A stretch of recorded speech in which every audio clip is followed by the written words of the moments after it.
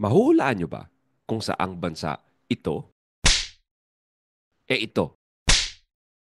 Eto, giveaway picture. We'll count down the top 10 countries around the world na may pinakamataas na porsyento ng Catholics. And of course, alam ko ang nasa isip nyo, kasama ba sa listahang ito ang Pinas? You'll have to watch until the end of the video to find out. Kamusta?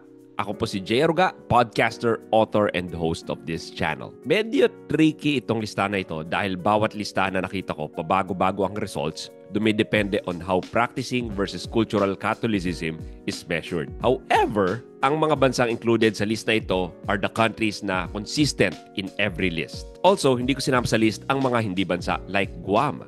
Mataas ang percentage ng Catholics doon, pero hindi naman ito isang state or bansa. And to make things even more interesting, dahil obvious naman kung ano ang number 1 sa listahan, ang countdown natin will be from 1 to 10.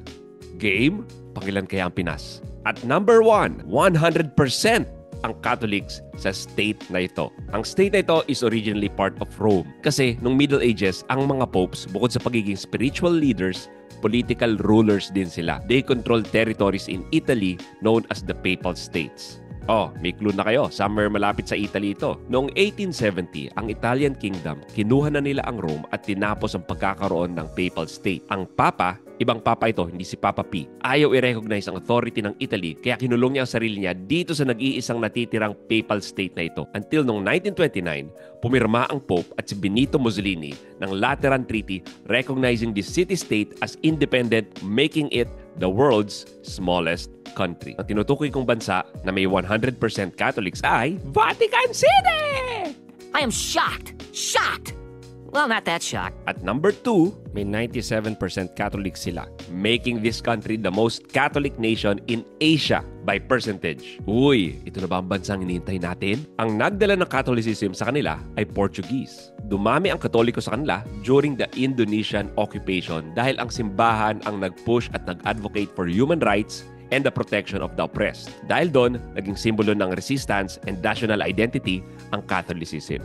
Dumalaw pa nga si PJP2 sa bansang ito noong 1989 sa gitna ng matinding tensyon with Indonesia. Nahulaan niyo na ba ang bansang tinutukoy ko? Ito ay walang iba kundi East Timor or Timor-Leste. It's not that hard.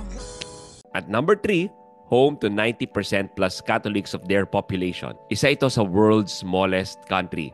Pero hindi ito Vatican dahil nabanggit ko na ang Vatican City. Isang Catholic saint ang nagtatag ng bansang ito. Ipinangalan din sa kanyang bansa dahil kung magtatatag ka rin lang ng bansa, why not?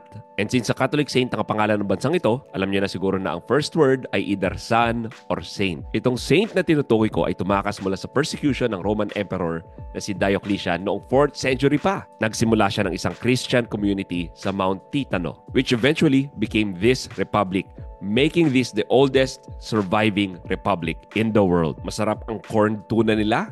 Ang saint at country na ito ay walang iba kundi San Marino. This is harder than Cosmo's 7 tips to seduce a man with just your neck. Sa number 4, 88 to 89% ang Catholics dito. Dito matatagpuan ang isa sa UNESCO heritage site called La Santísima Trinidad de Paraña. Ito'y isang community na tinatag ng Jesuits noong 17th and the 18th century para protektahan ang mga indigenous people doon na kung tawagin ay Guarani. Pinoprotektahan ng mga Jesuits ang mga Guarani from slavery and exploitation ng mga Portuguese slave traders na kung tawagin ay bandeirantes. Tinuruan ng mga Jesuits ang mga Guarani magbasa, magsulat, mag-compose ng music, and of course, they taught them the Catholic faith. Ang country na tinutukoy ko ay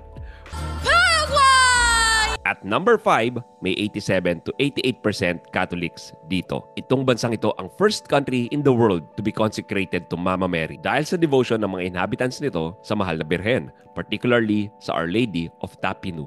Catholicism is this country's state religion at may 365 churches dito sa bansang ito, one for each day. Anong bansa ito? Kung lalaki, multo. Kapag babae, Malta!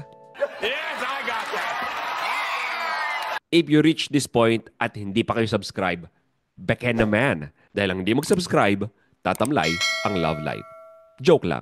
Yung hindi lang pumindot ng notification bell. Joke lang din yon. Or maybe not. Kamusta so far? Agree ba kayo sa listahan? May dispute ba kayo? Let me know sa comments.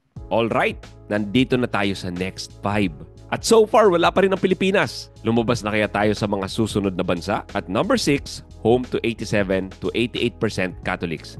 Tied sila with Malta. Itong maliit na nasyon na ito ay may co-principality system. Meaning, isa sa dalawang official heads ng bansang ito ay Catholic bishop. Since 1278 pa up until now, dalawa lagi ang kanilang prince at palaging isa dito ay ang Bishop of Urgell, isang diocese sa Catalonia, Spain, making it one of the only countries in the world na ang Catholic bishop ay nag-hold ng political power. Anong bansa ito? Explorer ito.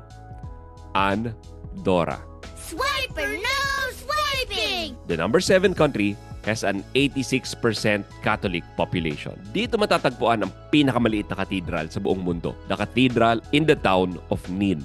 8 meters by 7 meters lang ang laki ng katedral na ito, which has been around since the 9th century pa. May cathedral title ang simbang ito because of its historical significance. Very devoted kay Mary ang bansang ito at marami itong Marian shrines including the famous Mariha Bistrica na isang pilgrimage site. Ano ang bansang tinutukoy ko? Nahulaan niyo ba? The home of Chicago Bulls Tony Kukoc, Croatia. At number 8, may 81 to 85% Catholics dito. Lagi nating nadidinig ang mga Christians saying Christ is King, pero itong bansa na ito, ang only country in the world that officially declared Christ is their King. Noong November 19, 2016, nagsagawa ang bansang ito ng special ceremony sa kanilang capital together with their bishops, president, and thousands of Catholics proclaiming Jesus Christ as the King of their country. Ang tawag sa act na ito is the enthronement of Christ. Anong bansa ang tinutukoy ko? None other than Poland.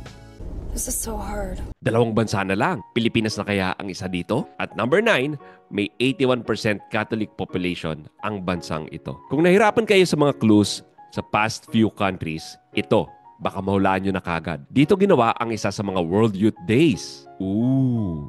Pero more than that, dito nangyari ang isang Marian apparition. Kapag sinabi ko kung anong apparition ito, baka mahulaan nyo na kagad. May dancing sun dito. Uy, ago ba ang tinutukoy ko? Philippines na ba ito? Sorry, pero hindi si Judiel Nava ang seer dito, kundi sina Francisco, Jacinta, and Lucia. Of course, alam niyo na ang tinutukoy kong Marian apparition, ang isa sa pinakasikat, is Our Lady of Fatima na nagpakita sa bansang Portugal.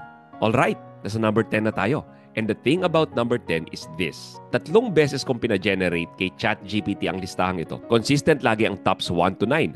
Pero ang top 10, 3 magkaibang bansa ang binigay niya. Nagre-range from 77 to 79 ang mga Catholics dito. Ang mga bansang ito ay Mexico, Italy, and Philippines. And you know what? Kasama silang 3 sa list na ginawa ko na top 10 countries in the world based on population. I discussed these 3 countries and 7 more in the video right here.